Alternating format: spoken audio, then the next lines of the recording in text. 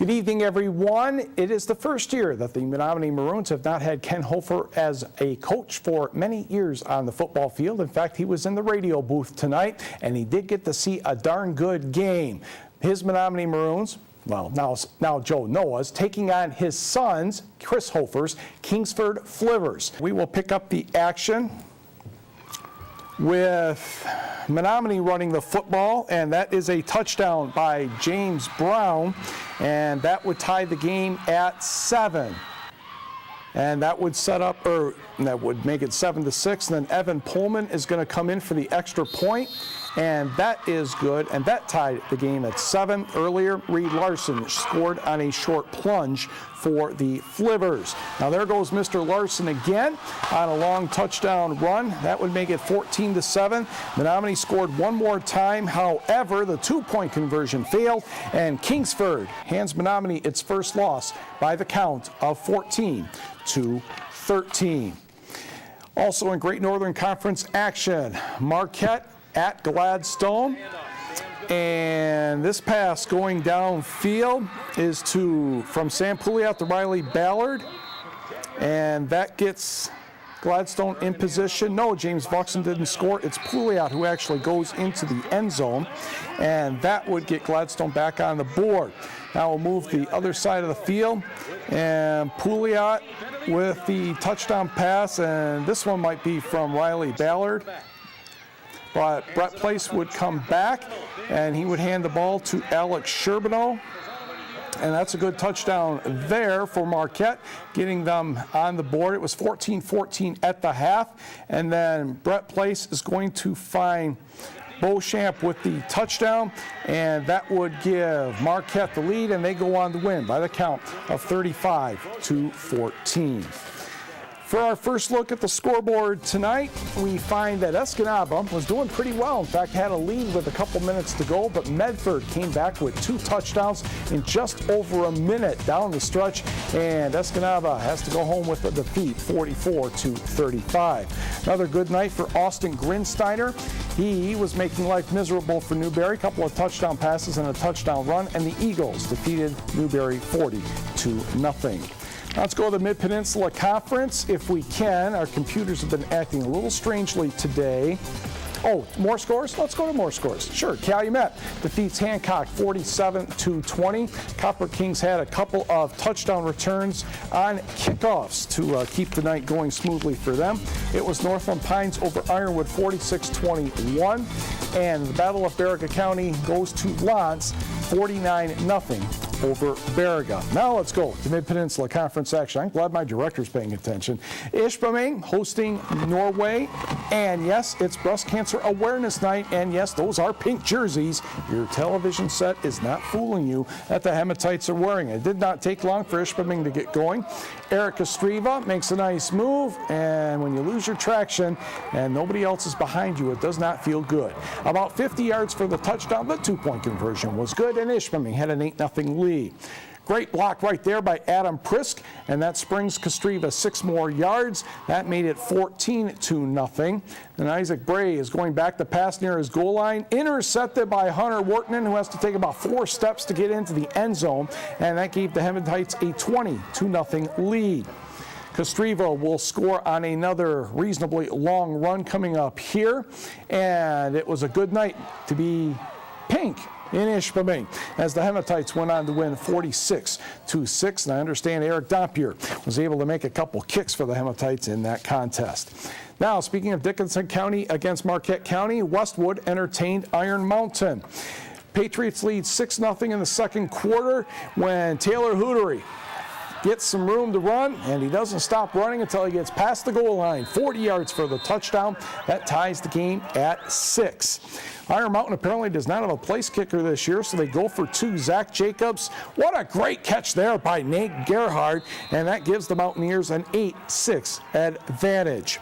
Patriots trying to come back right before the half. Nate Klisch looking deep for Travis Swanson, but Tony Ward, I believe his nickname is Pajamas. I might have confirmation on that. He makes the interception. Iron Mountain a 2-point lead to start the second half. Then Paul Brooks. Yeah, he gets down to the 2-yard line. He would score a short time later, and Iron Mountain gets the victory by the count of 28-6. Hop in the car, let's go to Negaunee, where you can get any kind of view in Negaunee when you take on the Gwinn Model Towners. Owen DeVoe, a nice 7-yard run here for Gwinn, almost gets them a first down early in the first quarter. But on the next play, Luke Sanavi takes the handoff, he goes wide, gets hit, loses the football according to the officials. Tyler LaJoy the hit, Adam Francis the recovery. I'm hedging my bets on that one. I don't think that was quite right. Francis with a nice run on the sweep. He would score a couple plays later. Negaunee would take an 8-0 lead. In the second quarter, Francis on 4th and 2 from the Gwinn 16 takes the pitch from Tanner Uren, and he will get down to the 1-yard line, dragging a couple of defenders. Touchdown moments later, and Negaunee goes on to win this contest 49-6. Let's go to Munising for the M&M game. No, not that M&M game. Manistee and Munising. Austin Kelto finds Alex Hill, who gets thumped down to the ground, but it's a good catch, and that would set up a run by Cody Hayes. And he breaks a couple arm tackles, gets into the end zone, and ties the game at 6. However, Munising is not able to celebrate for very long. Oh yes, there's those dreaded words on the ensuing kickoff. This is Tony Floyd, and Tony, yes, has lots of green grass in front of him. In fact, I think he ran all the way to Lake Superior if he wanted to, and the Emeralds are back out in front, and Jeff Seberg has to explain, let's not do that again, please. Second quarter, Kenner Breuer will high step his way to the end zone, and Manistee will keep right on going and get the victory by the count of 53-6. To the scoreboard, we're trying to figure out when Sault Ste. Marie, Ontario and Sault Ste. Marie, Michigan just doesn't work some nights, but by golly, they will play the game on Saturday. Rudyard's struggling a bit this year. Indian River Inland Lakes gets the victory in this one by the count of 38-16. Also on the board, Pickford stays undefeated in a battle of undefeateds. The Panthers defeat the Pelston Hornets 32-0. And St. Agnes rolling. It's the Saints over Rogers City 54-0. Let's go to North Central and Forest Park, and whoop, that one goes over the head of Eric Preste, and he is tackled, unfortunately, at the 1-yard line. Oh, knocked the ball through the end zone. Second play, Raymond Tomasic scores on the misdirection, and it's a 34-7 Forest Park lead. Jets not done, though.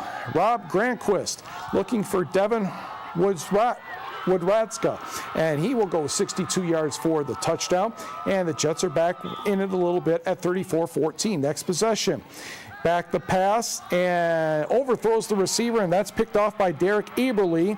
He looks like he was going to score, but gets tripped up at the 2. So on the next play, now you give it to Eberle to make him feel better that he didn't score on the interception. And there he goes.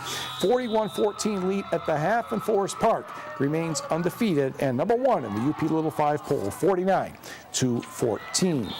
Meanwhile, number 3 in that Little 5 poll is North Dickinson, and it's smash mouth football right here against Bark River Harris. Dominic Christian taking it to the house from 66 yards. The Nordics take a 7-0 lead. Next possession, same result, much shorter distance, different person. That would be Matt Schultz for 2 yards and a 13-0 advantage.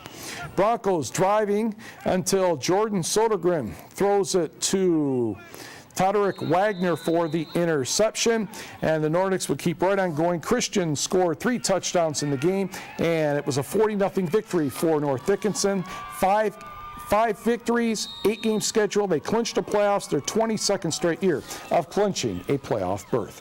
2 more scores, and it's 8-man football. Rapid River, 6 touchdowns for Jake Pearson, 3 running, 3 passing, 60-40 over Engadine, and 3 Lakes, Wisconsin defeats Mid-Penn 58-26, and we will be right back. Gleac volleyball, NMU defeats Lake Erie 3-0. Ashland over Michigan Tech 3-0, and it was Findlay defeating Lake Superior State 3-0. And in high school volleyball, Ewan Trout Creek sweeps Watersmeet 3-0. The Tigers and Twins will play a doubleheader Sunday to make up for the rain out this evening.